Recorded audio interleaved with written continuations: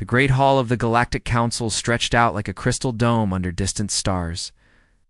12 different alien species sat around the massive circular table that floated in the center of the room. Each representative wore the finest robes of their homeworld and carried themselves with the pride of conquerors. They had good reason to feel proud. For over 300 years, they had ruled this part of the galaxy with perfect efficiency. Commander Zixtala of the Viridian Empire stood up from her floating chair. Her blue skin gleamed under the artificial lights as she activated the holographic display above the table.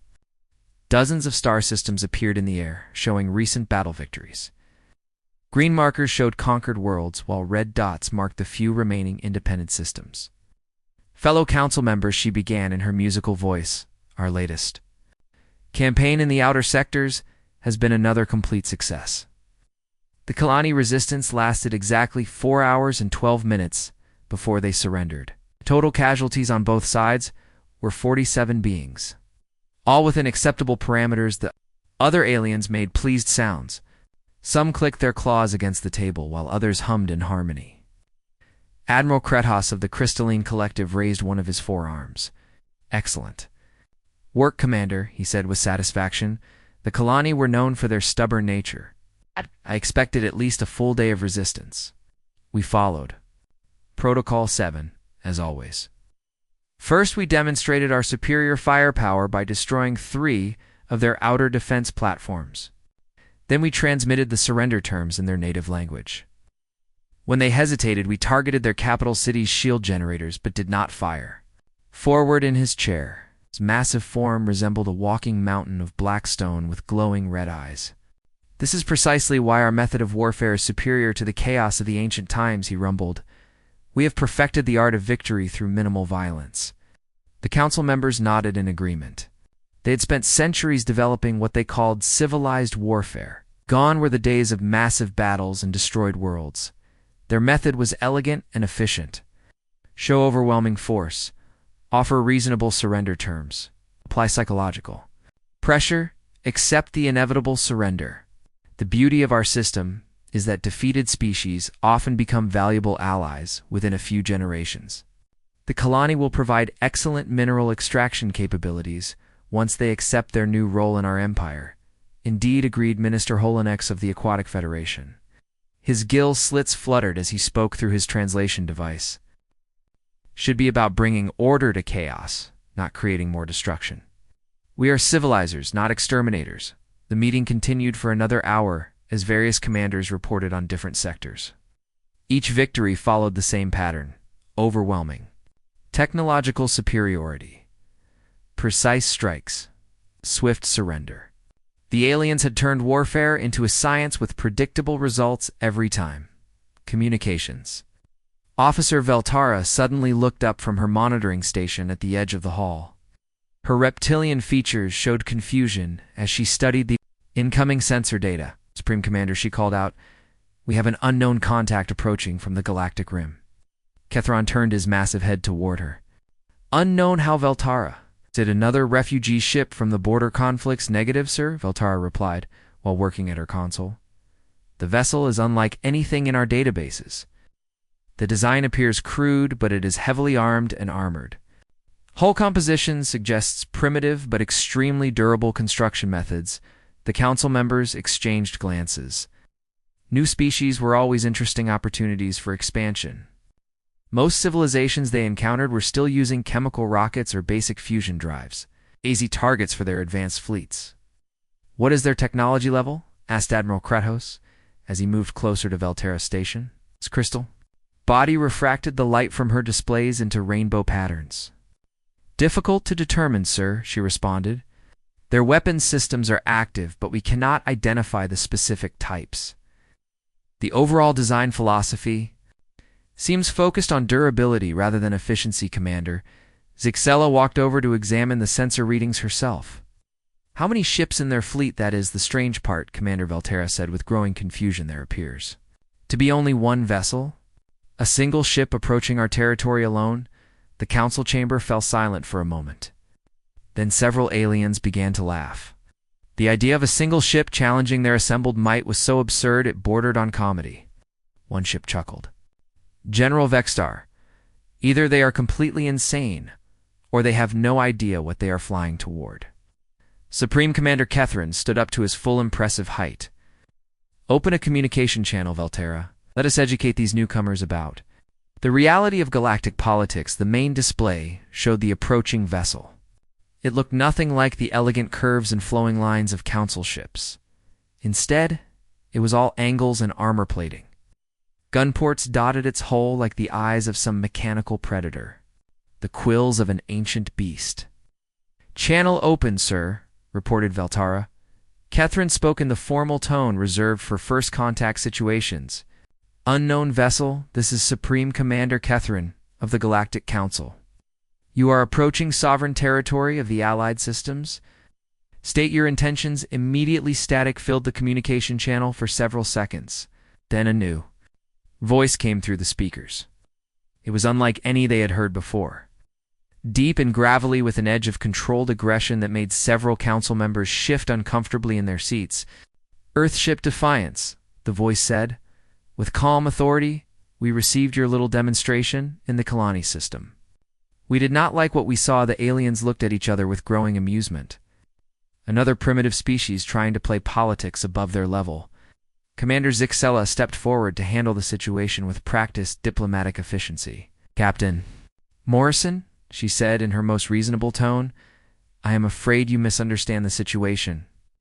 The Kalani were brought into our alliance through standard procedures.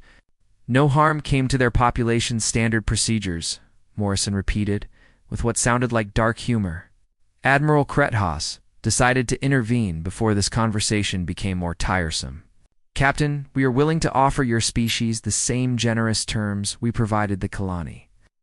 Surrender now, and your people will be treated with respect and dignity as they integrate into our civilized alliance." The response came immediately, without hesitation or negotiation. "Humanity does not surrender." The communication channel went dead, leaving the council chamber in stunned silence. The silence in the council chamber stretched for long seconds after the human transmission ended. Supreme Commander Kethrin stared at the communication console as if it had malfunctioned. In 3 centuries of galactic expansion, no species had ever responded to surrender demands with such simple defiance.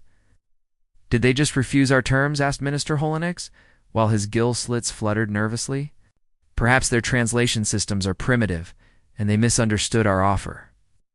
Commander Zixthala shook her blue head slowly. "No, Minister." Their response was clear and direct. "They understood perfectly what we offered, and they rejected it." Admiral Krethos began pacing around the floating table. His crystal body caught and scattered the light from the holographic displays, creating dancing rainbows on the walls. "This is unprecedented. Even the most warlike species we have encountered at least attempted to negotiate terms before accepting." The inevitable General Vextar buzzed her wings in agitation.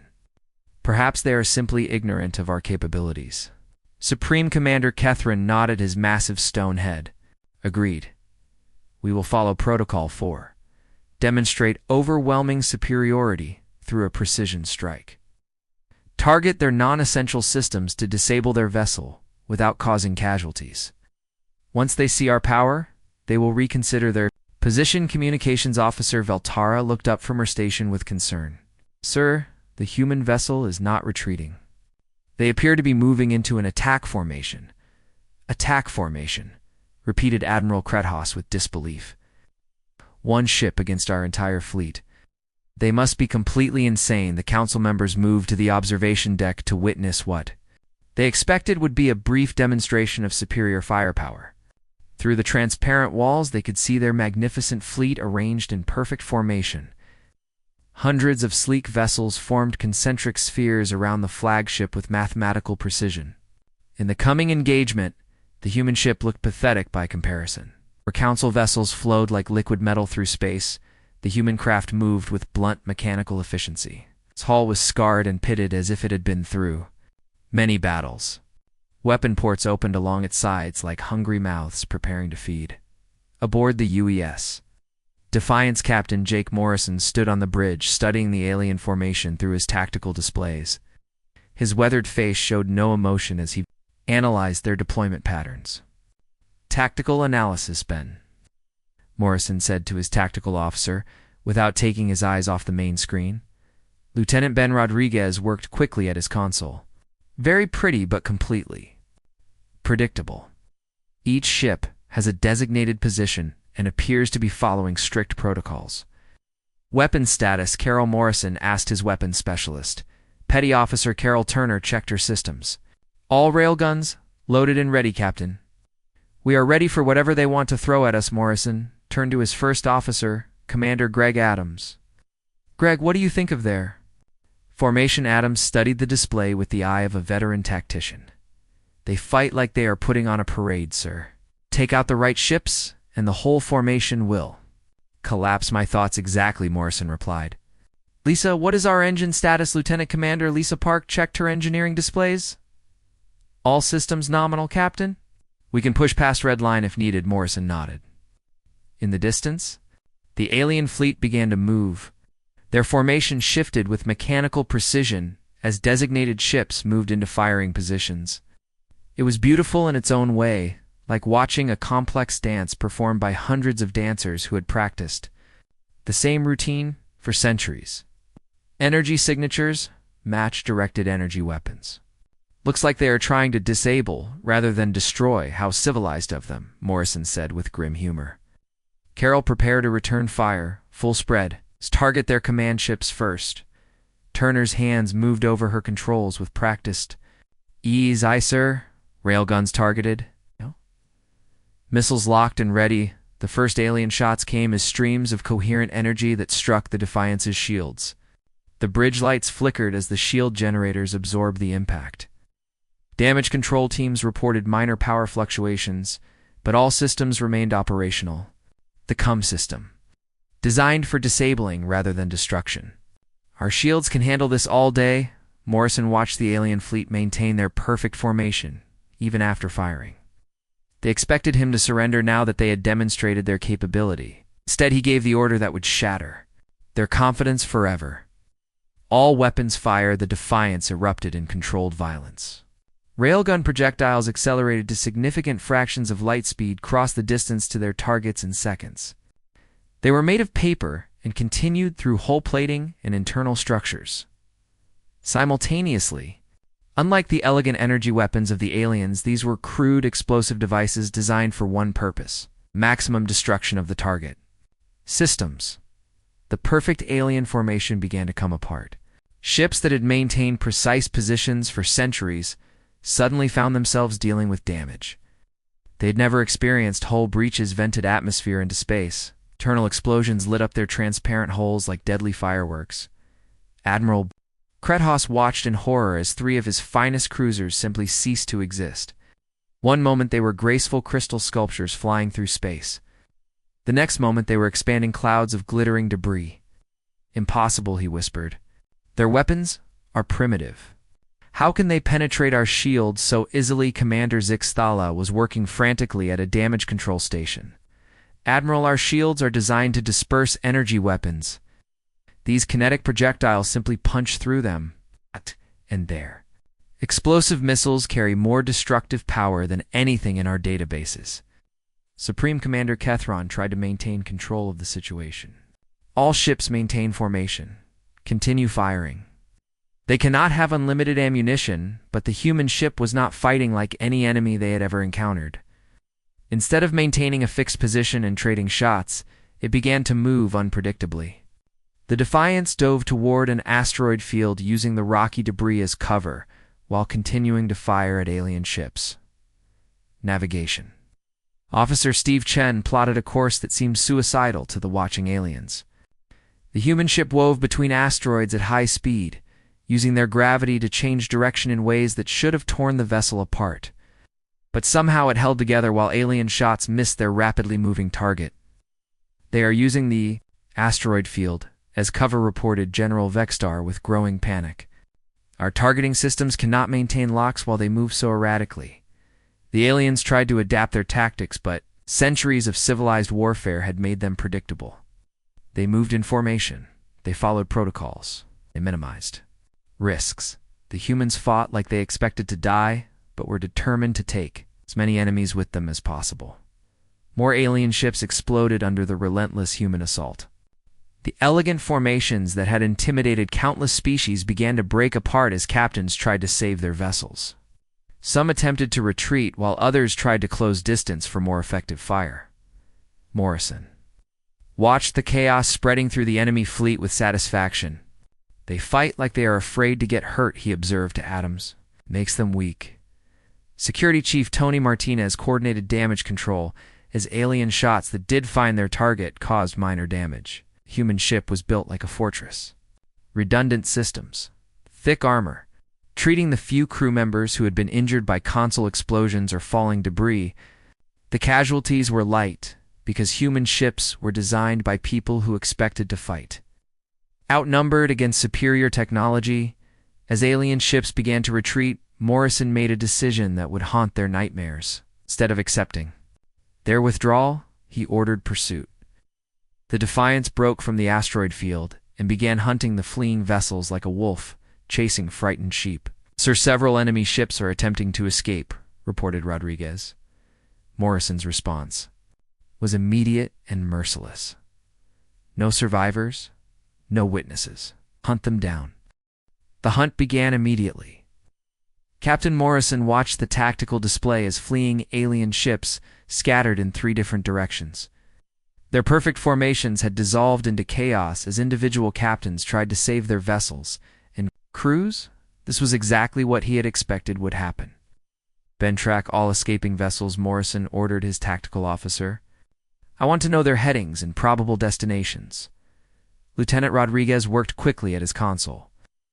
"Sir, we have 12 ships fleeing toward the inner system. 8 more heading for the jump point to Sector 7. The remaining 6 are trying to reach that nebula on the edge of the system."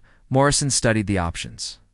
The Defiance could not catch all the fleeing ships, but it could make sure none of them escaped to spread word of human capabilities.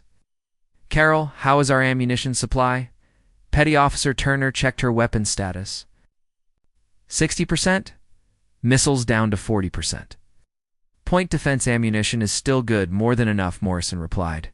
"Greg, plot an intercept course for the group, heading to Sector 7. Steve, make sure we come at them from their blind spot." Commander Adams smiled grimly. "Aye, sir.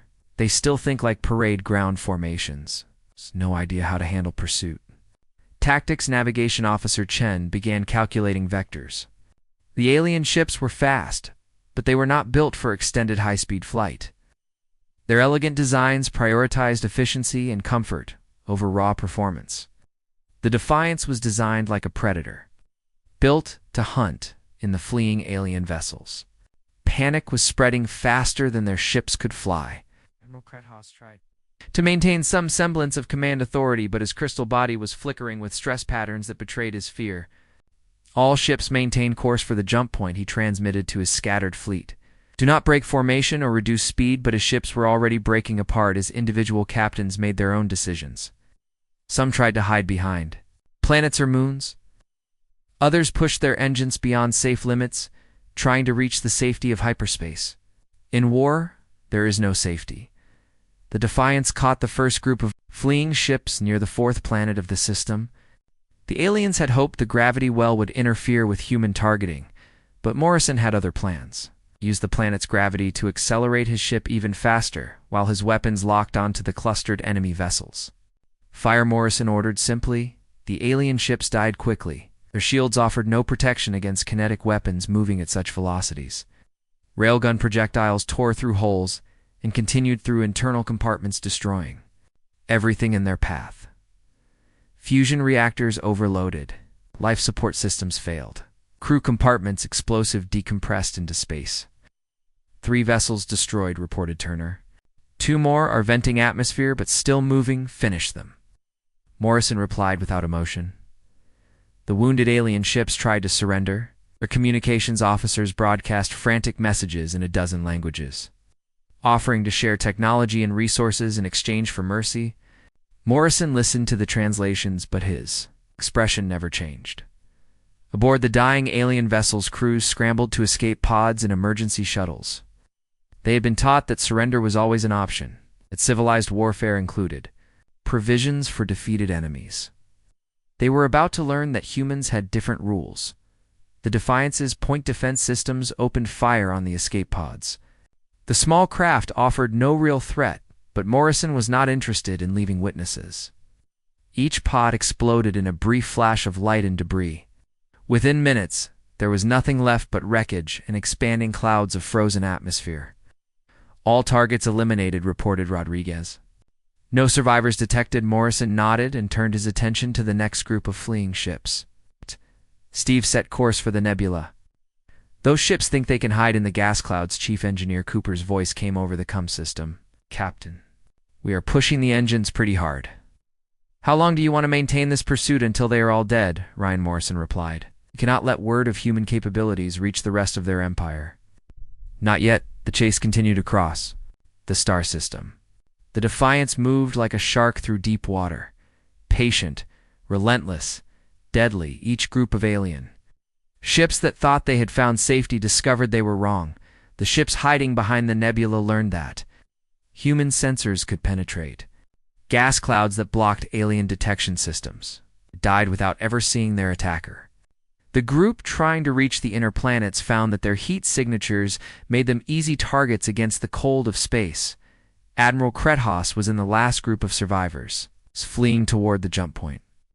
His flagship was one of the most advanced vessels in the alien fleet, but it was not built for running battles. The Defiance was gaining on them with each passing hour. Admiral, we must surrender, urged his communications officer. Perhaps if we offer to share our technology, they will show mercy. Krethoss stared at the tactical display showing the human ship growing closer. They have shown no mercy to anyone else. These humans do not fight like any species we have encountered behind them. The Defiance was closing distance methodically. Morrison had studied their engine signatures and knew exactly how fast they could travel. His ship was not faster, but it was more durable.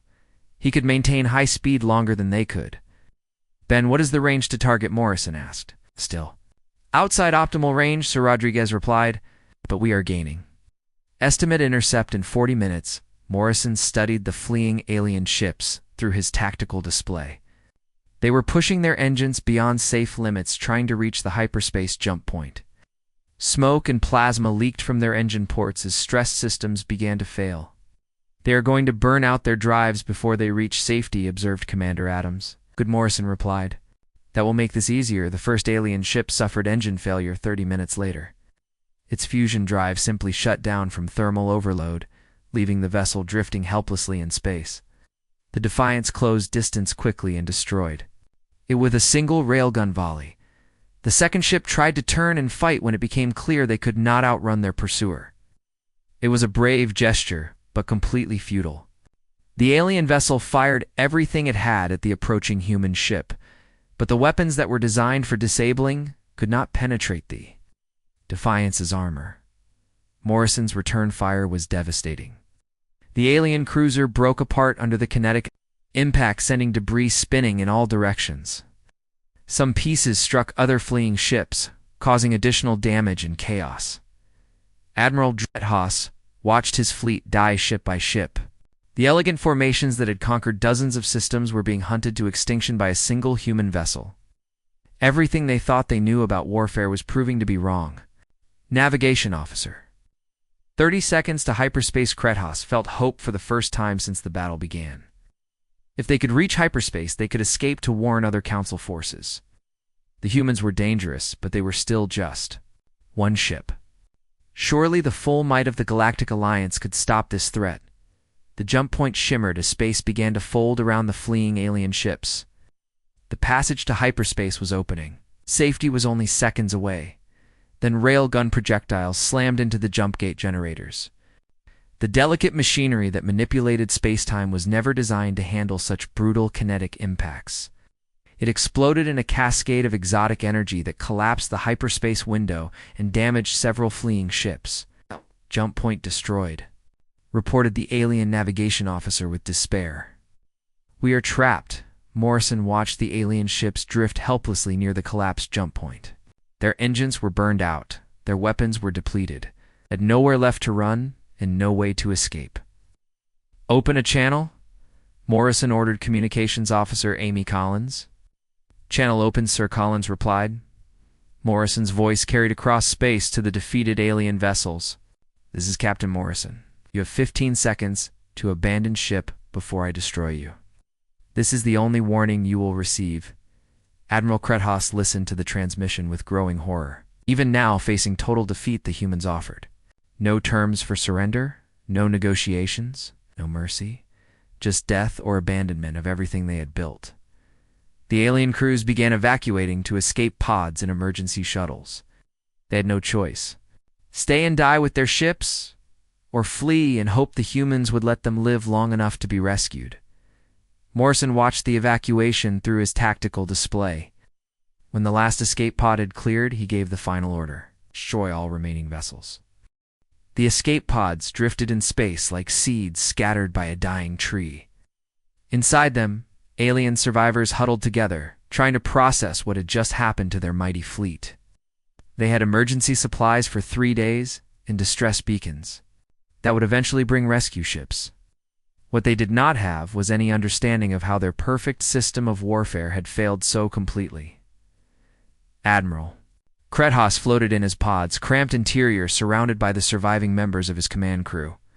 His crystal body had lost its brilliant shine and now appeared dull and cracked from stress. Through the small porthole, he could see the wreckage of his fleet spreading across space like a graveyard of broken dreams. Admiral whispered his communications officer. What do we tell the Council when the rescue ships arrive? Krethos was quiet for a long time before answering. We tell them the truth. We encountered something we were not prepared for, species that does not follow our rules of civilized warfare. The communications officer activated his emergency transmitter and began broadcasting their situation on all Council frequencies. His message was desperate and confused as he tried to explain what had happened to their fleet. This is Commander Velenix of the Crystalline Collective broadcasting emergency distress. Our fleet has been destroyed by a single enemy vessel. Unknown. Species designation human. They do not accept surrender terms, do not follow standard combat protocols. All ships in this sector should avoid contact until reinforcements arrive. The message was picked up by monitoring stations throughout the sector and relayed to Council headquarters. Within hours, similar reports began arriving from other border systems. The humans were not staying in one place. They were hunting. 3 systems away, Captain Morrison stood on the bridge of the Defiance studying star charts with his senior officers. The alien escape pods were already far behind them as they moved deeper into Council territory. His ship's sensors had intercepted dozens of alien communications, and he was learning valuable intelligence about their military structure. Amy, what are you picking up from their comm networks? Morrison asked his communications officer. Petty. Officer Collins worked at her station translating the flood of alien transmissions. Sir, they are completely panicked. Fleet commanders are reporting to their superiors that standard tactics are ineffective against us. Some are requesting permission to retreat from border positions. Morrison smiled grimly. Fear spreads faster than starships. That works in our favor. Commander Adams pointed to a cluster of red dots on the star chart. Sir, our intelligence indicates a major alien supply depot in this system. If we hit it, we can disrupt their logistics for this entire sector. Good thinking, Greg Morrison replied. Brian, how are our supplies holding up? Chief Engineer Cooper's voice came through the comm system. We are down to 50% ammunition and 60% fuel. If we are going to keep up this campaign, we need to start capturing enemy supplies. Morrison nodded. The Defiance had been designed for extended independent operations, but even the best planning had limits. They needed to start living off captured enemy resources if they wanted to continue the hunt. Steve, plot a course for the supply depot, Morrison ordered his navigation officer. Carol, prepare boarding teams. We are going to need whatever supplies they have stored. The supply depot was located in an asteroid mining system where alien crews extracted rare metals used in their advanced technology. Massive automated platforms carved chunks of ore from asteroid surfaces while processing ships refined the raw materials into finished components. It was a perfect target for disruption.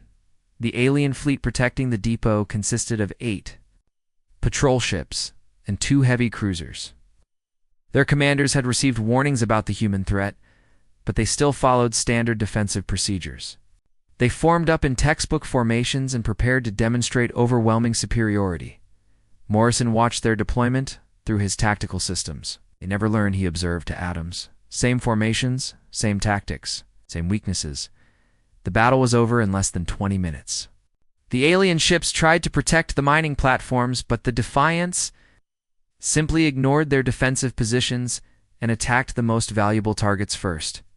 Processing facilities exploded in chains of secondary detonations as stored chemicals, and fuel supplies ignited.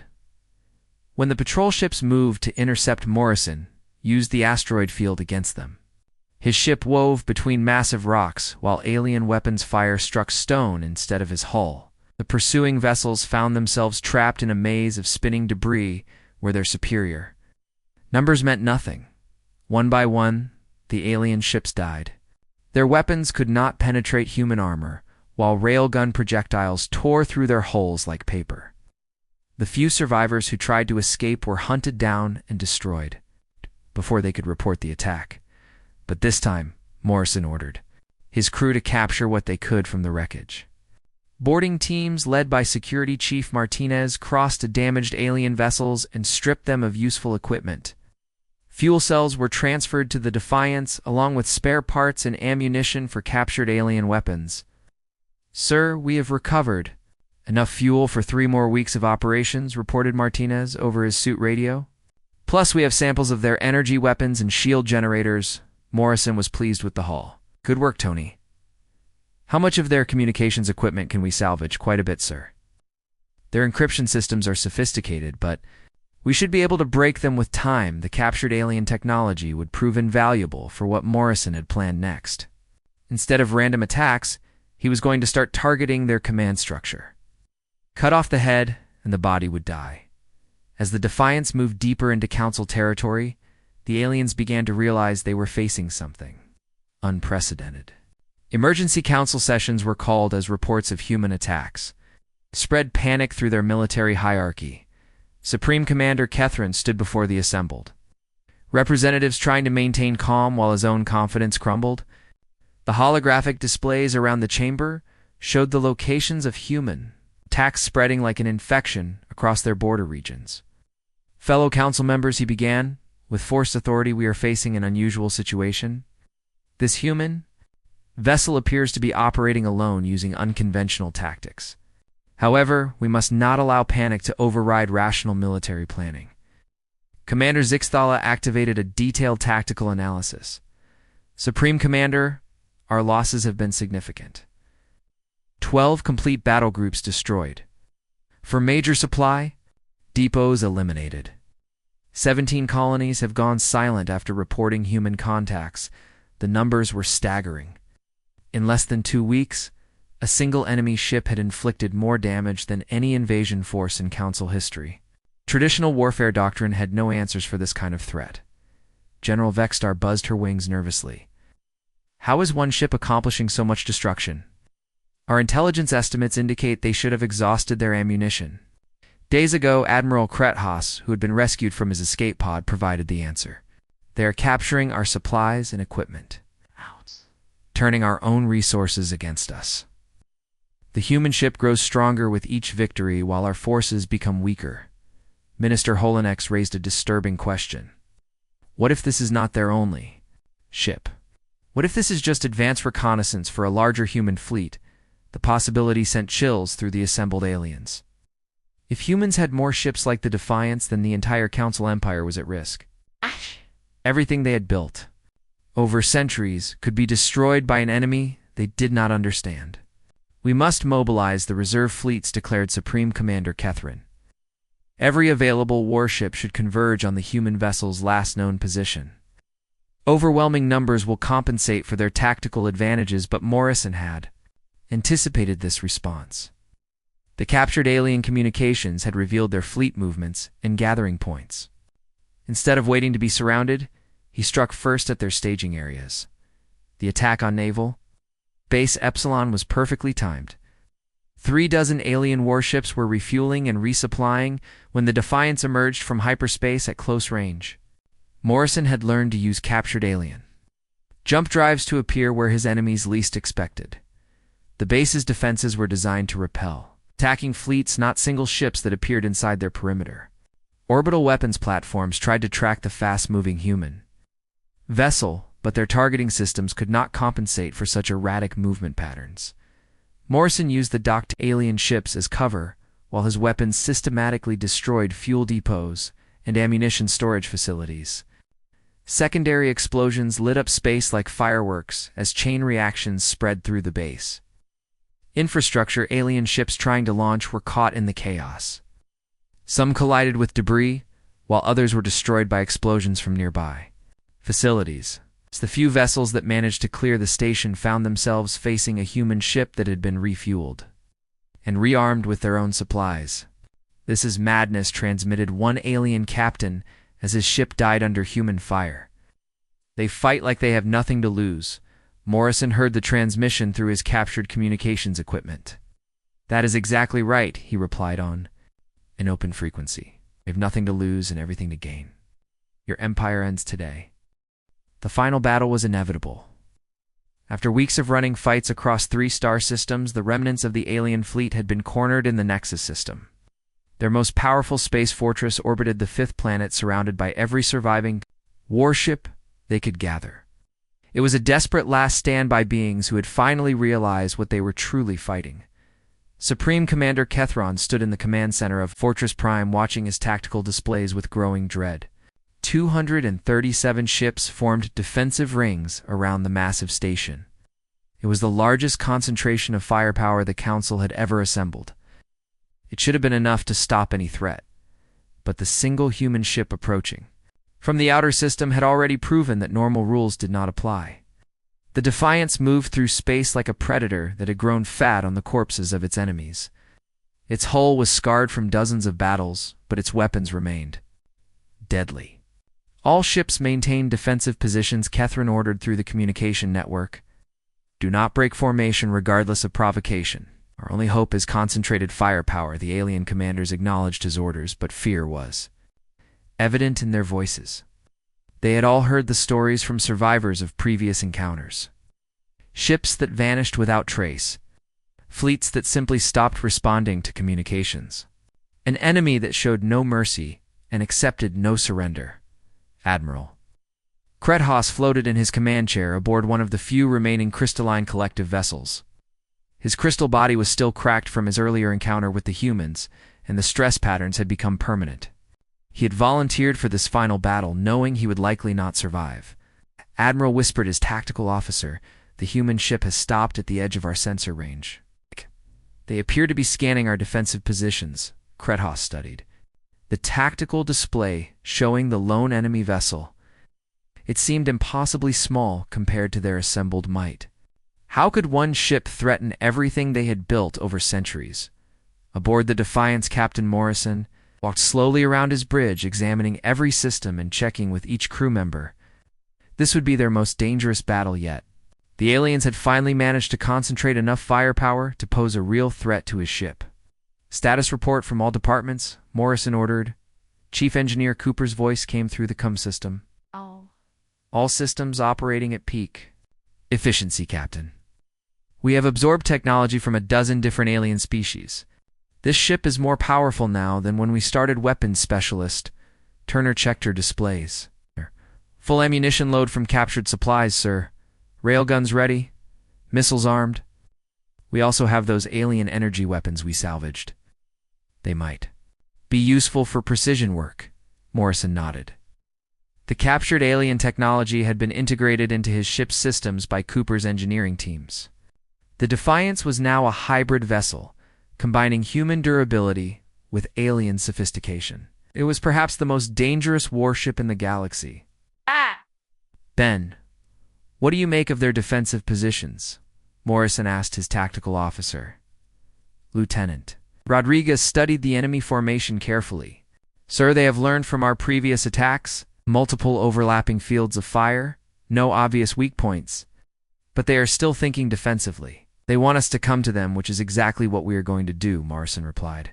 "But not the way they expect." Commander Adams looked up from his station. "Sir, our intelligence indicates the fortress has planetary bombardment weapons. If we get too close, they could threaten the planet below. Morrison considered this information. The aliens were finally learning to think like humans, using potential civilian casualties as leverage. But they still did not understand what they were dealing with. Lisa, prepare for emergency acceleration, Morrison ordered his engineering officer. Steve, plot multiple approach vectors. We are going to hit them fast and hard before they can coordinate their response. The battle began with the Defiance accelerating toward the alien formation at maximum speed. The fortress weapons opened fire, first sending massive energy beams across space. But the human ship was already moving erratically, using thruster combinations that should have torn it apart. Morrison had learned to use his ship's superior structural integrity as a weapon. The Defiance could pull maneuvers that would cripple alien vessels, sudden direction changes that created G-forces no alien could survive, emergency stops that would shatter elegant Council ship designs. The first line of alien defenders tried to intercept the approaching human ship, but Morrison was not interested in a traditional engagement. Instead, he used their own defensive positions.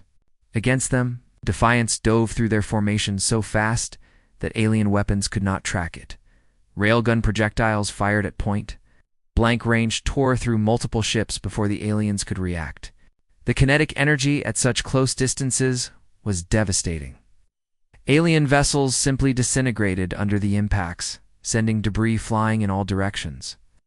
"They are inside our perimeter," shouted one alien captain over the communication network. All ships converge on the human vessel, but converging meant breaking formation, and that was exactly what Morrison wanted. As the alien ships tried to surround him, their careful defensive positions collapsed into chaos. Ships collided with each other in their eagerness to engage. Friendly fire incidents occurred as nervous gunners shot at anything that moved. The fortress tried to bring its heavy weapons to bear, but the human ship was moving too fast and too close to the other alien vessels. Every shot risked hitting their own forces. The aliens discovered that their most powerful weapons were useless in close combat. Morrison used the confusion to target the alien command ships. His sensors had identified the vessels with the most sophisticated communication arrays, and he systematically destroyed them. Without coordination, the alien fleet began to fall apart. "Sir, we have eliminated their primary command vessel," reported Turner after a particularly devastating railgun volley. "Their secondary commanders are trying to take control, but they are not coordinating effectively," Good Morrison replied. "Keep hitting their communications. Make them fight as individuals instead of a fleet." The battle raged for hours as the Defiance wove through the alien formation like a shark among schools of fish. Every pass through their lines left more wreckage behind. The aliens tried desperately to adapt their tactics, but centuries of civilized warfare had made them inflexible. Security Chief Martinez coordinated damage control as alien shots that found their target caused minor damage to the human ship. "We have hull breaches on decks 4 and 7. Nothing critical, but we are taking a beating." Morrison watched his ship's status displays. The Defiance was tough, but it was not invincible. The aliens were finally managing to land hits on his vessel. He needed to end this battle before accumulated damage became critical. "Ryan, give me everything the engines have," Morrison ordered his chief engineer. One final pass through their formation, Cooper pushed the fusion reactors beyond their safety limits. "You have it, Captain, but we cannot maintain this power level for long." The Defiance made its final attack run straight toward the fortress itself. Every remaining alien ship tried to intercept, but the human vessel was moving too fast. It punched through their defensive lines like a spear through cloth. The fortress weapons fired desperately as the Defiance approached. Massive energy beams struck the human ship's armor, but could not penetrate the reinforced hull plating. Morrison had turned his vessel into a guided missile aimed at the heart of alien power. At the last moment, the Defiance fired everything it had. Railgun projectiles and captured alien weapons struck the fortress simultaneously. The massive station's shields collapsed under the combined impact. Secondary explosions began deep within its structure as critical systems failed. Morrison pulled his ship away from the dying fortress as it began to break apart. Chunks of debris the size of city blocks spun away into space. The aliens' greatest military installation was destroying itself from within. The surviving alien ships watched in horror as their last hope died before their eyes. Some tried to flee, while others simply shut down their weapons and waited for the end. They had finally learned what humans had always known. Sometimes there's no victory. Sometimes there is only survival. Morrison opened a channel to all remaining alien vessels. "This is Captain Morrison. Your empire is finished. Your fleets are destroyed. Your fortress is gone. You have one choice remaining. Leave this galaxy and never return or join your friends in death." The response was immediate. Alien ships throughout the system began jumping to hyperspace, fleeing toward distant galaxies. They carried with them a message that would spread to every corner of space, a warning about the species that had ended the age of civilized warfare, supreme. Commander Ketheron stood in an escape pod watching the wreckage of his civilization drift past the small porthole. Everything they had built over centuries was gone, conquered by beings who fought with a savagery they could not comprehend. Sir asked his aide, "What do we tell the outer colonies when we reach them?" Ketheron was quiet for a long time before answering. "We tell them the truth. We encountered something we should have left alone, species that treats warfare not as politics, but as extinction. Tell them to run and keep running because the humans are coming."